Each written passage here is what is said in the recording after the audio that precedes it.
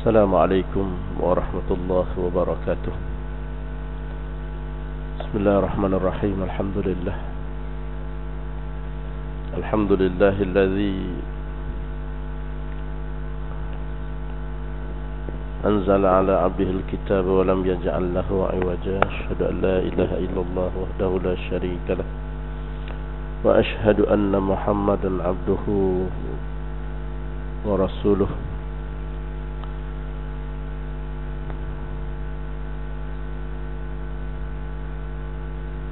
فإن أصدق الحديث كتاب الله وخير الهدي هدي محمد صلى الله عليه وسلم وشر الأمور محدثاتها وكل محدثة بدعة وكل بدعة ضلالة وكل ضلالة في النار. وبالسند المتصل من الإمام الحافظ قال الله سبحانه وتعالى في كتابه العزيز بعد أعوذ بالله من الشيطان الرجيم واذكر عبدنا أيوب إذ نادى ربه أني مسني الشيطان بنصب وعذاب اركض برجلك هذا مغتسل بارد وشراب ووهبنا له أهله ومثلهم معهم رحمة منا وذكرى لأولي الألباب وخذ بيدك ضغثا فاضرب به ولا تحنث إنا وجدناه صابرا نعم العبد إنه أواب.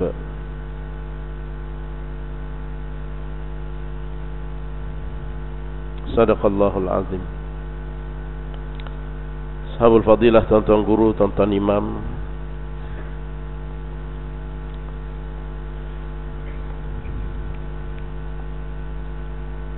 Tuan Nazir Fadil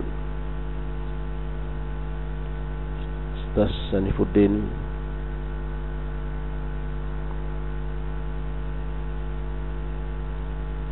Gawai Tabi Agama Daerah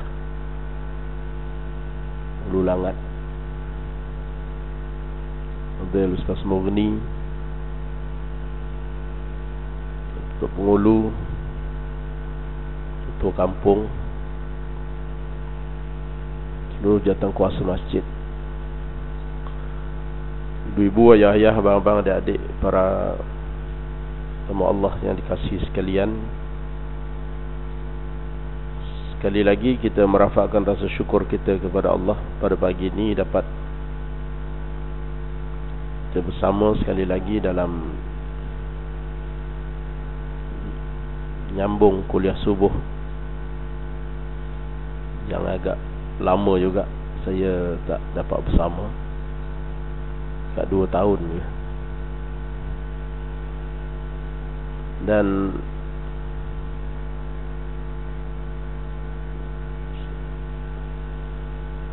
boleh jadi tuan-tuan pun dah agak lupa kita dah sampai kepada kisah Nabi mana. Sebab saya pun sudah agak lupa dah. Semua tuan-tuan sekalian, kita kembali untuk merenung.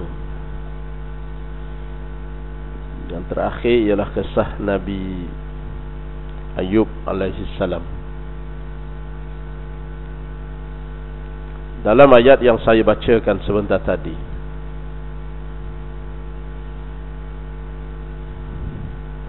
Allah subhanahu wa ta'ala memerintahkan kita untuk merenung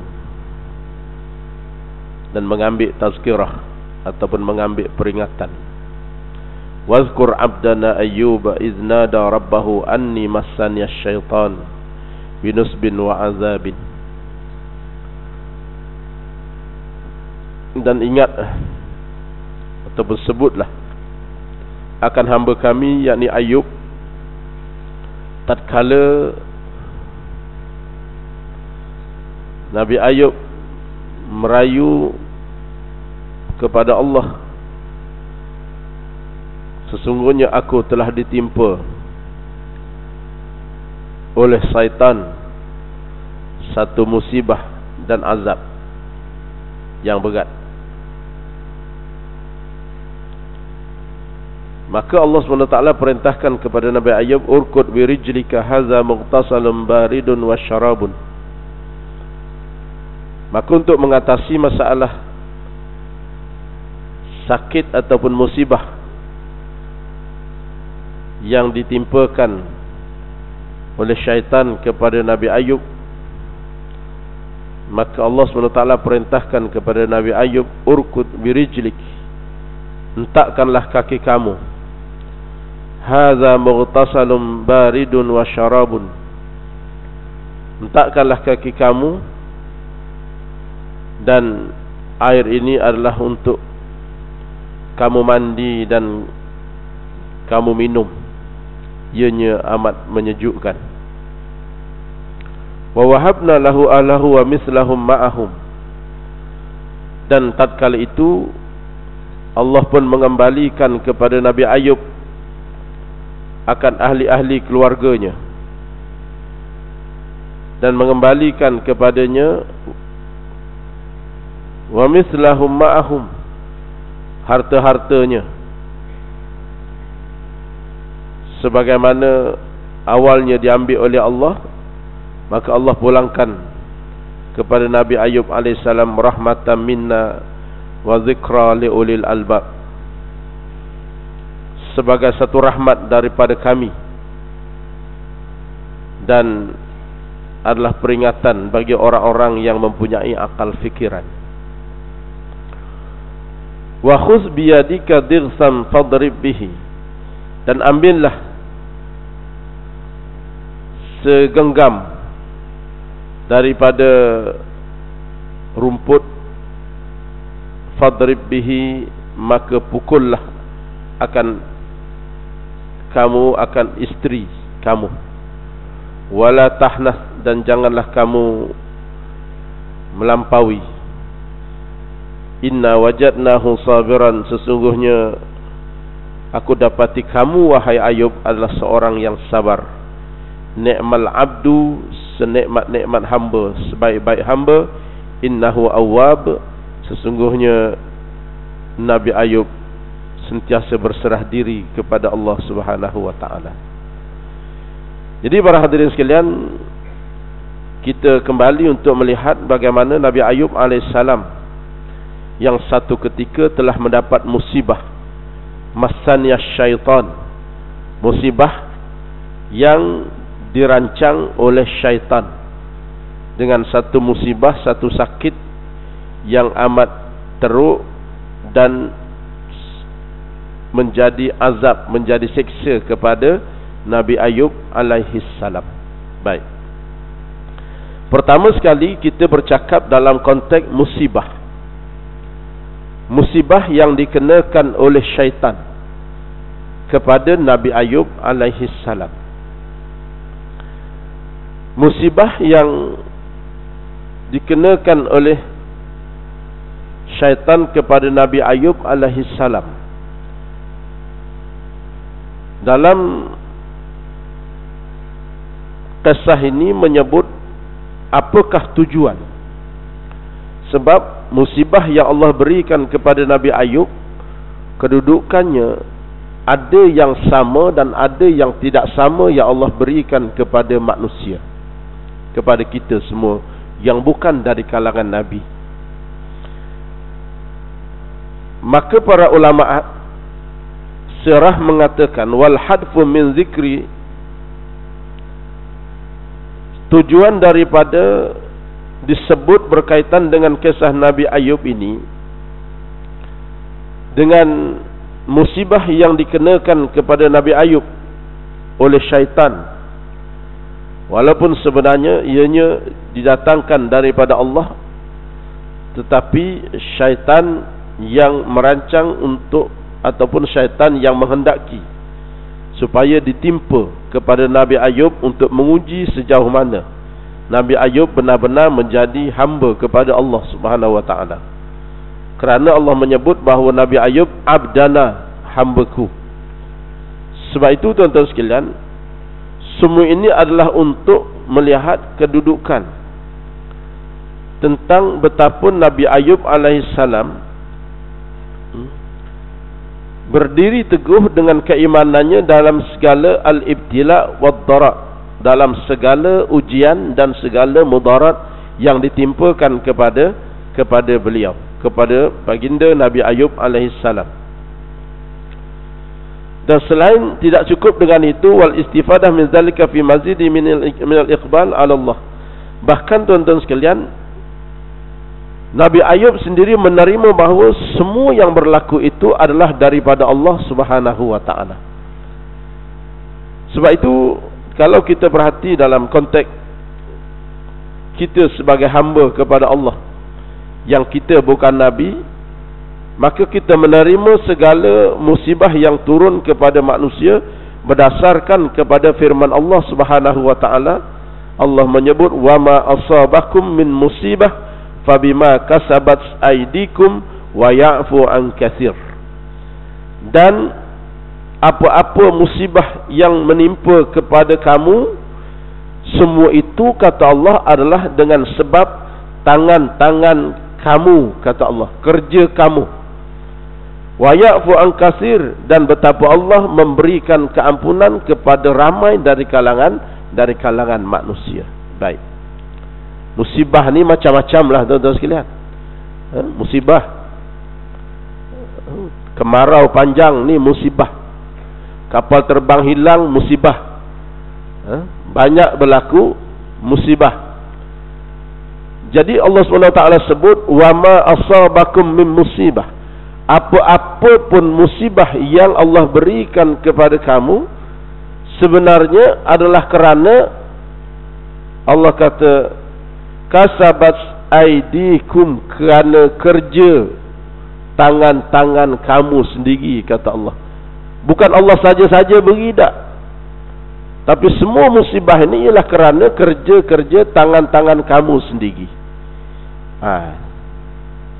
Kemarau panjang, Allah tak saja-saja. Allah sebut dalam ayat yang lain, maka wa maka Allah liyazlimahum walakin kanu anfusakum yazlimun. Allah tidak pernah merancang untuk menzalimi kamu, tetapi semua yang berlaku itu ialah kerana kamu menzalimi diri kamu sendiri, Allah kata. Sebab itu apa-apa musibah kita kena terima, kita kena redha, sebab itu sebenarnya adalah kerja-kerja tangan manusia sendiri. Termasuk yang kita kata walaupun nampak macam kerja orang lain, kan? Orang kata kapal terbang tu di hijack, dirampas, macam kerja tangan orang lain, tetapi sebenarnya adalah kerja tangan-tangan kamu sendiri, kata Allah. Ni Nabi Ayub pun banyak yang kena hijack, kan? Nabi Ayub punya hak banyak yang kena hijack. Dulu Nabi Ayub alaihissalam ada anak-anak yang ramai, semuanya anak-anaknya dirampas balik oleh Allah, kan? Allah sendiri yang hijack. Dulu Nabi Ayub ada harta yang banyak, akhirnya Allah hijack segala harta-harta Nabi Ayub alaihissalam.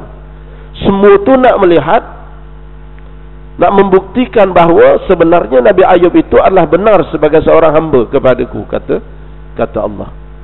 Uji macam mana pun, Nabi Ayub tetap berserah kepada Allah. Waktu dia ditimpa dengan musibah, dia sabar. Waktu dia mendapat nikmat, dia syukur.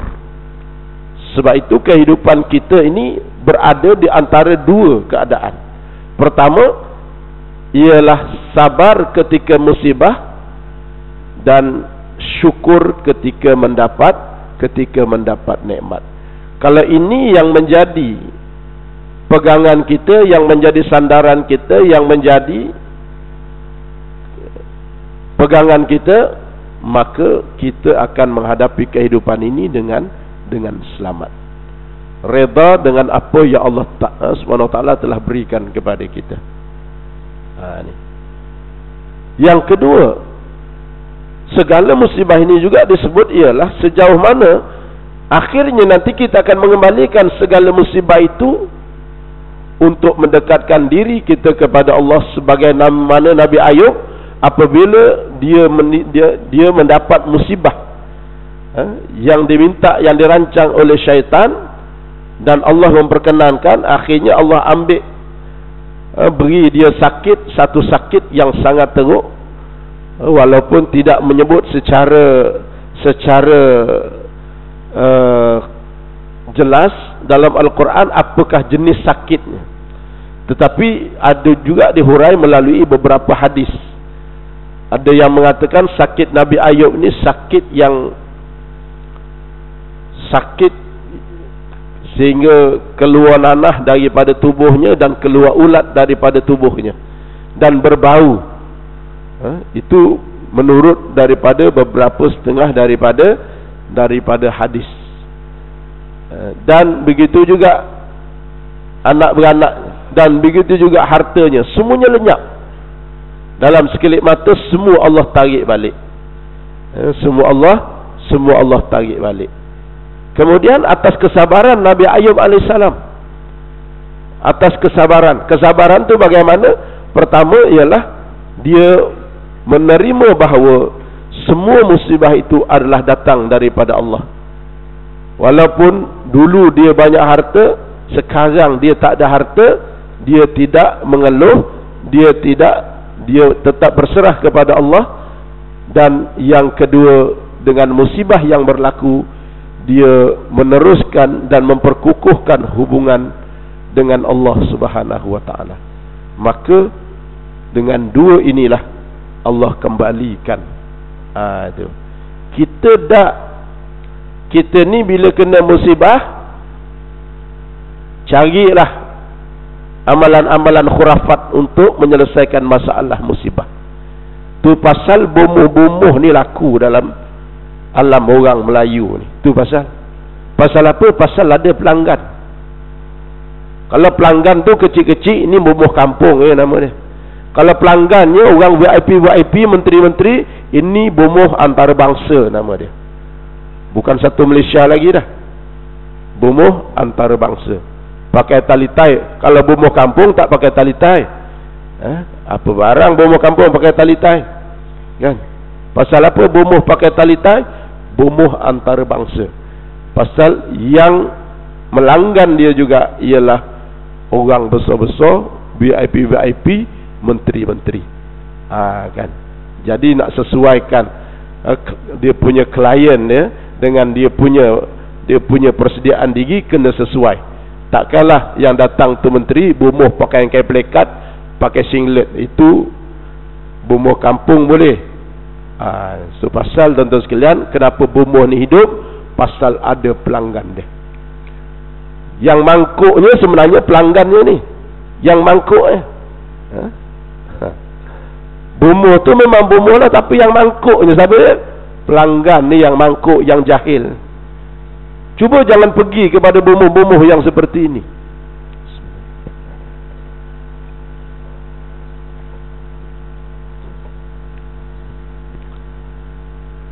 Cuba jangan pergi. Macam doktor. Doktor ni boleh buka klinik pasal apa?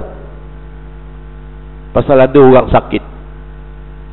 Macam mana kalau tak ada orang sakit? Tanya Dr. Saleh. Tutup klinik. Tutup klinik. Bomoh ni, setengah bomoh yang khurafat ni, dia mengharap siapa? Mengharap orang yang jahil, orang yang juga nak menyelesaikan masalah melalui khurafat juga. Itu dia punya klien. Sebab tu orang-orang macam ni dia pergi kepada bomoh. Dia jahil, dia tak tahu macam mana apabila tiap-tiap musibah ini dia perlu berserah kepada Allah, dia tak fikir. Tu pasal kalau kita nak kata P.Ramlee dulu brilian kepala dia, mungkin jugalah tuan-tuan sekalian. Ataupun mungkin ketika dia buat filem Tika Terbang dulu, dia tak terfikir satu hari nanti dia punya amalan ni akan diikut oleh orang kemudian. Bukan saja tikar terbang, buluh runcing satu pun diguna di bumuh juga. Tengok, untuk terupung kapal terbang. Ni mangkuk punya amalan. Sebab itu tuan-tuan sekalian, yang ditunjukkan dalam ayat ini kepada kita apabila musibah itu datang, dua keadaan. Pertama ialah kita kena menerima bahawa musibah itu semuanya datang daripada Allah. Yang keduanya, semua musibah itu ialah menuntut kita untuk mendekatkan diri kepada Allah. Barulah nanti Allah akan kembalikan. Sebab itu saya fikir masalah emas yang hilang ni, MS370 ni, yang hilang ni, Allah boleh nak kembalikan kepada kita. Tak ada masalah. Tapi setakat ini nak kita lihat, Allah nak tengok bagaimana kita ni kembali ataupun tidak kepada Allah Subhanahu Wa Taala. Macam-macam teguran dah dibuat. Saya rasa macam tak sabar nak naik Royal Brunei punya kapal terbang. Nak tengok pramugari. Bukan tengok pramugari dah, tapi perubahan kepada pramugari. Jangan Ustaz Samuri salah satu pula kata ini. Nak tengok perubahan pramugari yang dulu tak menutup aurat, sekarang dah menutup aurat. Nak dengar apabila kapten nak memulakan perjalanan, kapten sendiri ajak untuk membaca doa. Baru betul kapten. Itu pasal kita Selangor ni yang kita buat Mahatafiz Sains ni tuan-tuan sekalian, supaya satu hari nanti kita boleh melahirkan, kalau pilot yang ada 30 juzuk Al-Quranul Karim. Itu yang kita nak buat. Paling tidak kita dah melahirkan satu tahun 180 orang yang sudah hafiz 30 juzuk Quran. Kan sedap kalau pilot sendiri yang membacakan doa sebelum perjalanan. Allah bahagia tuan-tuan sekalian, bahagia. Tengok pramugari tutup aurat, kan? Mulakan perjalanan dengan baca doa, dengan selawat kepada Nabi. Orangnya kena berselawat, bukan sahabat berenamnya berselawat. Orang sahabat berenam kena berselawat.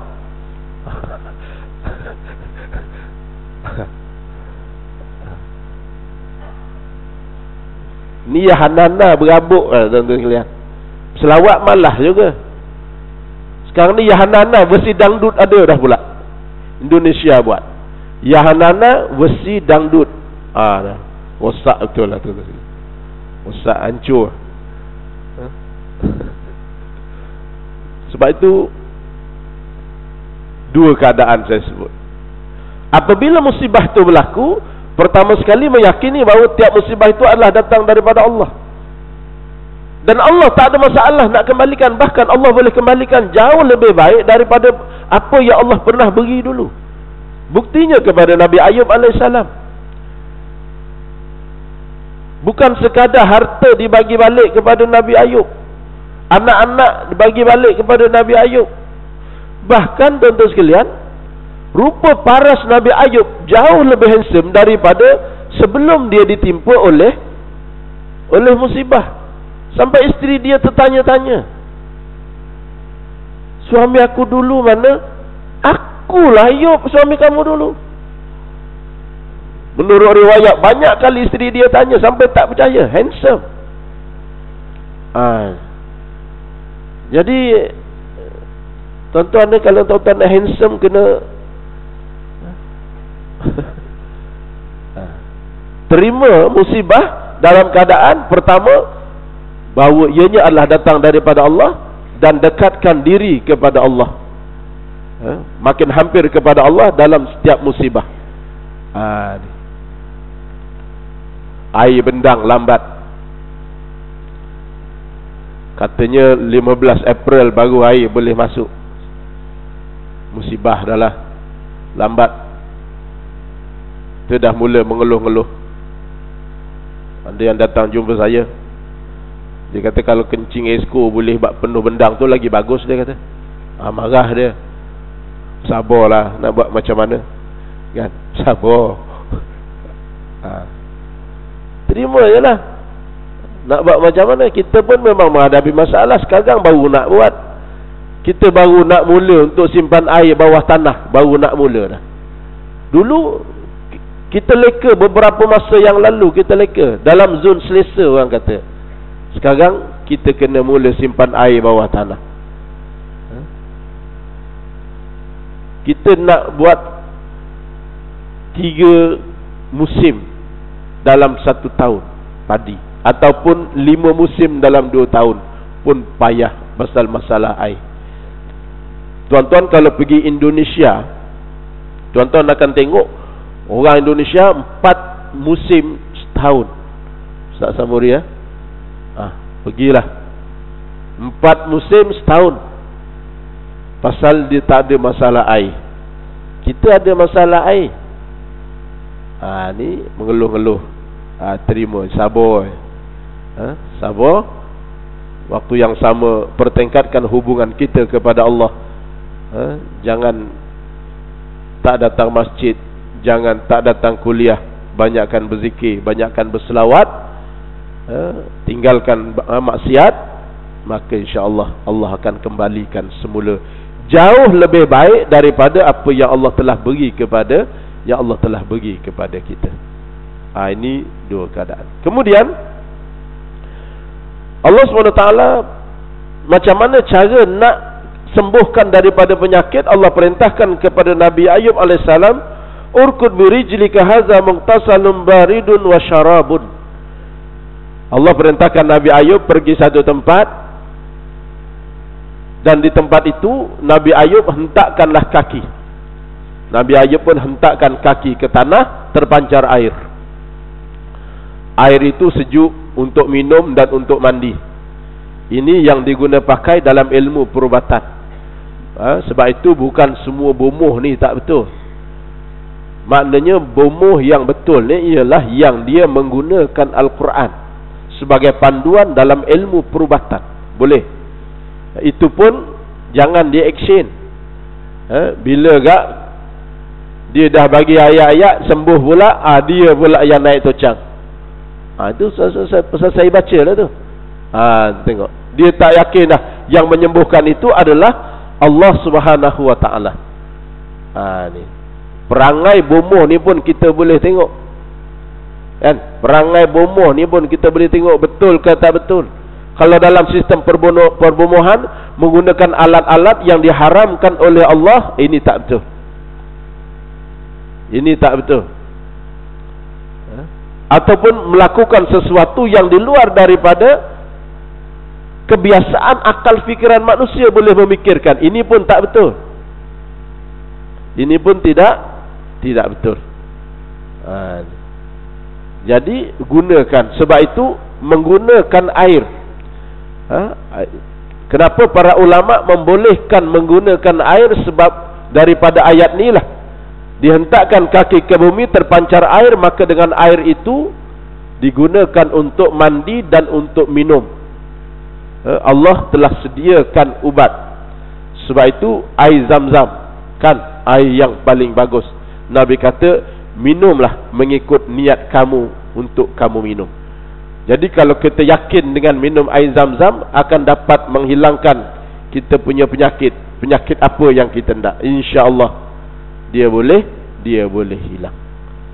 Mengikut niat, tapi yakin. Tapi kalau minum-minum ada 99% yakin, 1% tak yakin, masih lagi terselit, entah tidak. Memang tidaklah jawabnya. Jawabnya memang tidaklah. Sebab itu ini dalam ilmu perubatan, menggunakan air untuk mandi dan untuk minum. Air. Dan ialah ini yang, dan masih lagi dalam konteks yang dapat difikir oleh akal fikiran manusia. Kemudian tuan-tuan sekalian, apa yang disebut oleh Allah di sini ialah walaupun Nabi Ayub ni seorang nabi, Tapi dalam hal berubat ini Allah suruh Nabi Ayub ni berusaha. Kenapa Allah tak perlu, tak payah suruh kepada Nabi Ayub untuk hentakkan kaki? Allah terus berikan sembuh kepada Nabi Ayub, tak payah hentak kaki. Ini menjadi satu ibrah, pengajaran kepada kita bahawa kalau Nabi sendiri pun dalam bab untuk mencari ubat ini, Nabi kena berusaha. Allah suruh Nabi berusaha, apatah lagi kita sebagai manusia biasa. Maka jangan diharap ubat itu akan datang sendiri dengan sembuh. Kita kena cari, tapi jangan letak kepercayaan terhadap ubat. Pergantungan hanya kepada Allah. Sekalipun air, jangan letak pergantungan kepada air, tapi letak pergantungan kepada Allah. Itu yang diajar, dididik oleh kita. Sebab itu Allah yang perintahkan. Sebenarnya Allah boleh sembuhkan Nabi Ayub tanpa menggunakan air. Bukan air itu yang menyembuhkan, tetapi Allah nak tunjukkan kepada seluruh umat manusia ini bahawa Nabi pun Allah suruh berusaha untuk mencari kesembuhan. Maka kita sebagai orang biasa pun kena berusaha untuk mencari kesembuhan. Tapi cara-cara itu mestilah akhirnya nanti bila kita sembuh, semua itu adalah datang daripada Allah. Tu keyakinan kita. Yang menyebabkan rasa akidah ni apa dia? Walaupun kadang-kadang benda kecil, Panadol umpamanya, benih-benih makan Panadol, kita pun i'tiqad. Akhirnya kita kata, aku ni kalau tak ada Panadol mati aku ni. Ni mangkuk jawabnya. I'tiqad tak betul.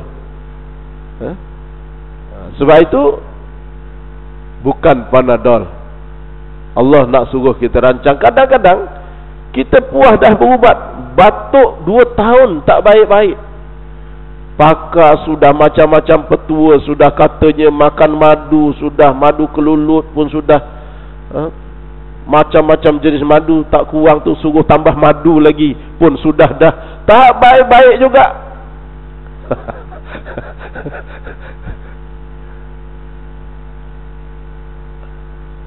Akhir sekali ada seorang datang jumpa kita, cadangkan lagi satu. Alah, senang aja Pak Haji. Dia kata, senang aja Pak Haji, ambil air yang tak ada kat pokok bemban tu, cuba minum. Pokok bemban aja, tak payah duit, sembuh sungguh. Pasal apa? Bukan air tu, bukan.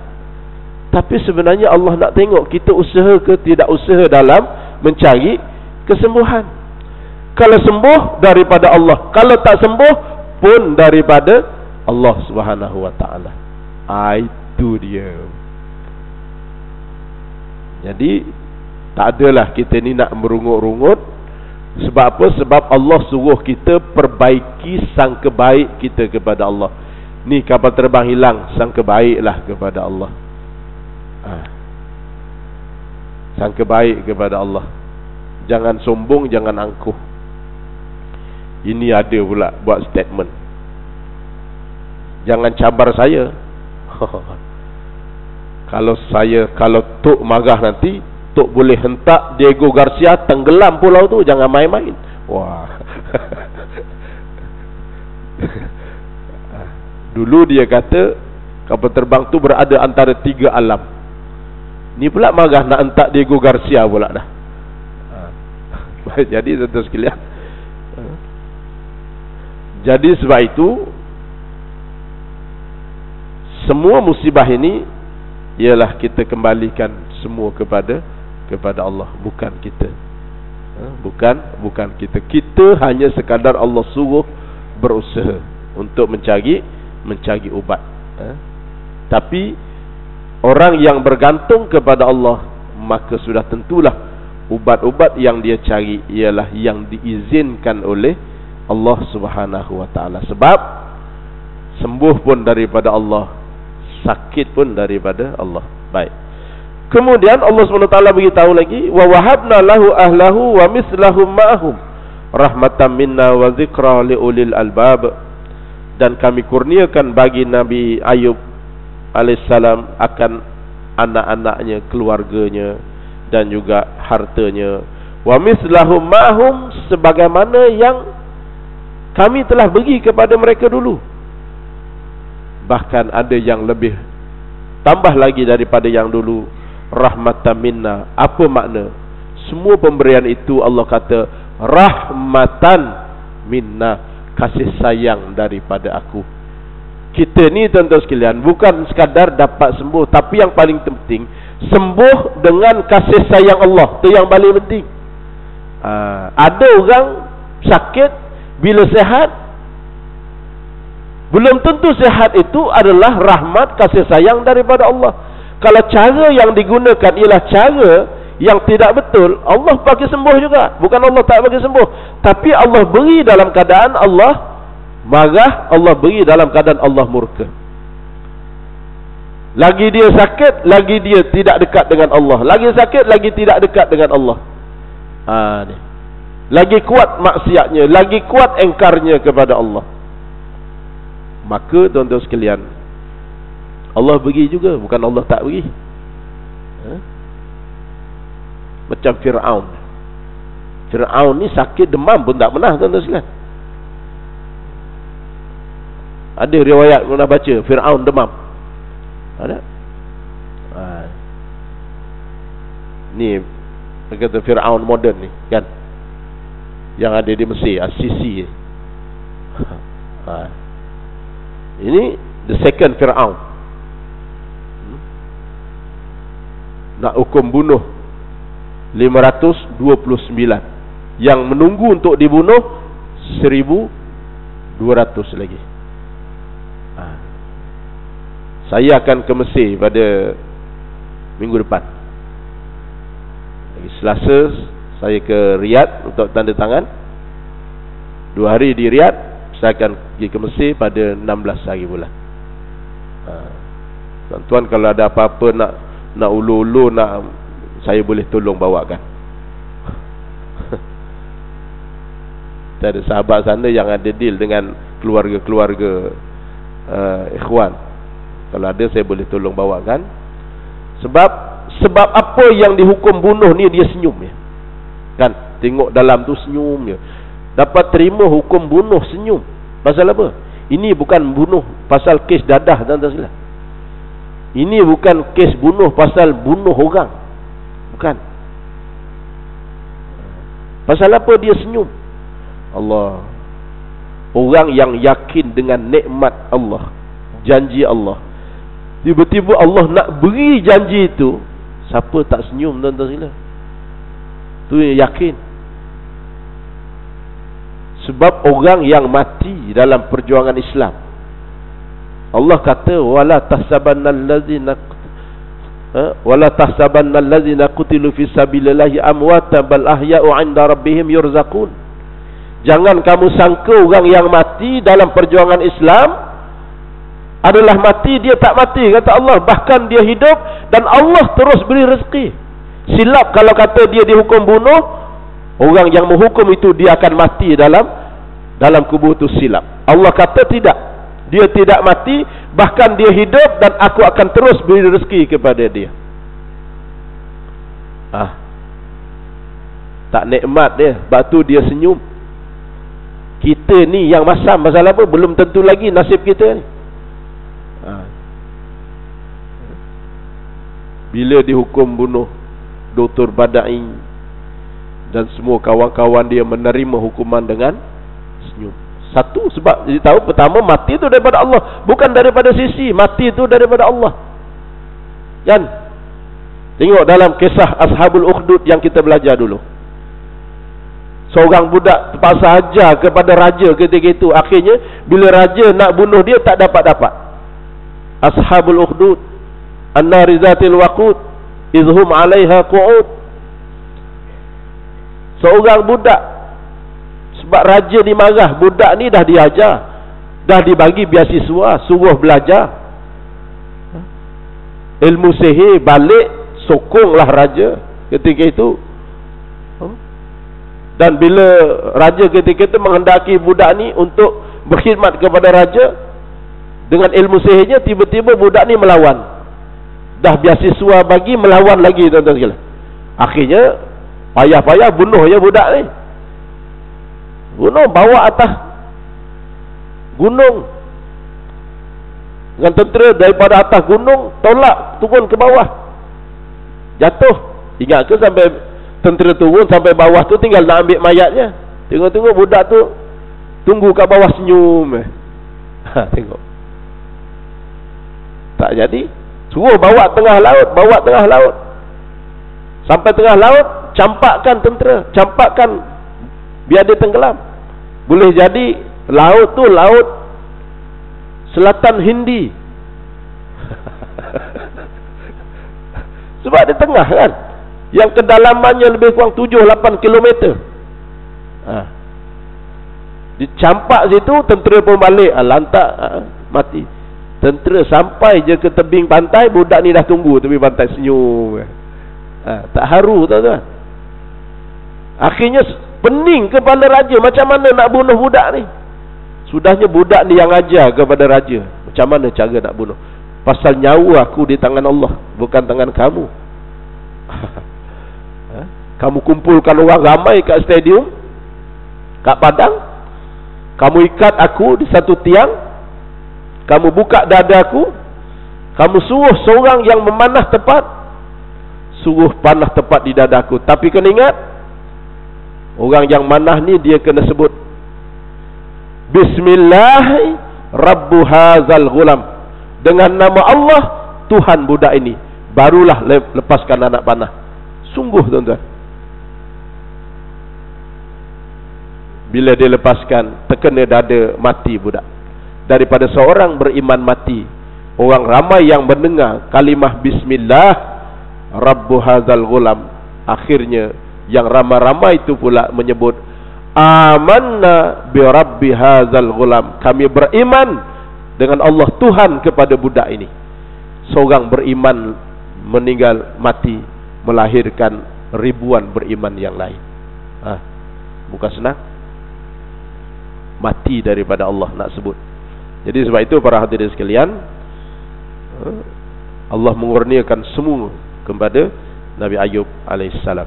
Dan yang ayat yang terakhir tadi ialah menyebut Allah perintahkan pula Nabi Ayub ambil sejambak rumput, pukul sekali kepada isterinya, tapi jangan melampau.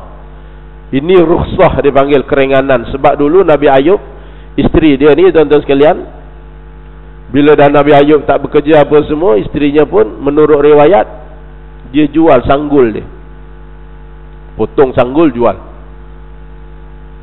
Kemudian hasil daripada jual itu bagi makan Nabi Ayub. Kali yang kedua, dia bawa balik duit hasil daripada jualan sanggul yang kedua. Dijual sanggul kedua, balik bawa duit. Nabi Ayub kali ini tanya, daripada mana duit kamu dapat? Paksa isteri dia cerita. Nabi Ayub tak nak makan, sehingga Nabi Ayub cik hati, dan isterinya pun selepas itu menjauh diri kepada Nabi Ayub. Nabi Ayub kata, kalau kamu balik kepadaku, aku akan sebat kamu dengan 100 kali sebatan. Jadi Allah pun beri rusah, oleh kerana isterinya nak balik semula kepada Nabi Ayub. Tak balik macam mana tuan-tuan sekalian? Sekarang jauh lebih handsome daripada dulu. Aduh, jauh lebih handsome kan? Haji Ahmad ya. Kalau balik ni lebih handsome, mana isteri tak sayang? Lain macam pula suami pagi ni, handsome-nya kan. Jadi sebab itu tuan-tuan sekalian, isterinya nak balik semula kepada Nabi Ayub, Allah permudahkan, ambil segenggam pokok, pukul sekali. Itu sebagai apa ni, maknanya pada segenggam itu ada 100 lebih kurang jambang apa ni, lalang rumput, pukul sekali sebagai tanda dia telah disebat dengan 100 kali sebatan. Ini dalam hal ini boleh diguna pakai, tapi dalam penghakiman, pelaksanaan hukuman syariat, dia tidak boleh dipakai. Ini sebab apa? Sebab satu hukuman untuk mendekatkan kasih sayang, yang itu satu hukuman untuk nakalam minallah, itu lain, cegahan daripada Allah. Yang itu kita tak boleh tukar. yang 100 kali sebat orang yang melakukan zina yang sudah muhsan, itu 100 kali sebat seorang penzina yang belum muhsan atau yang belum pernah berkahwin, dia disebat 100 kali sebatan. Yang itu tuan-tuan sekalian tak boleh tukar dengan sejambak rumput. Kalau boleh tukar sedap ialah tuan-tuan sekalian, pah berzina, kan. Jadi itu tak boleh dikiaskan. Dan Nabi Ayub melaksanakan dengan sabar, dialah sebaik-baik hamba dan dialah seorang nabi yang sentiasa berserah kepada Allah Subhanahu Wa Taala.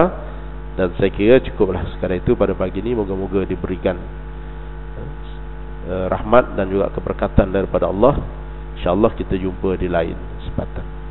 A'udzubillahi samil alim minasyaitonir rajim. Bismillahirrahmanirrahim. Allahumma salli ala Muhammad wa ala ali Muhammad. Allahumma ta'alim, Allahumma ta'arif, Allahumma tafatif talana futuhal arifin. Rabbana aftah bainana wa baina qaumina bil haqq wa anta khairul fatihin. Rabbana atina fid dunya hasanah wa fil akhirati hasanah wa qina adzaban nar. Wa sallallahu ala sayyidina Muhammadin nabil ummi wa ala alihi washabihi ajma'in. Alhamdulillahirabbil alamin. Wassalamualaikum warahmatullahi wabarakatuh.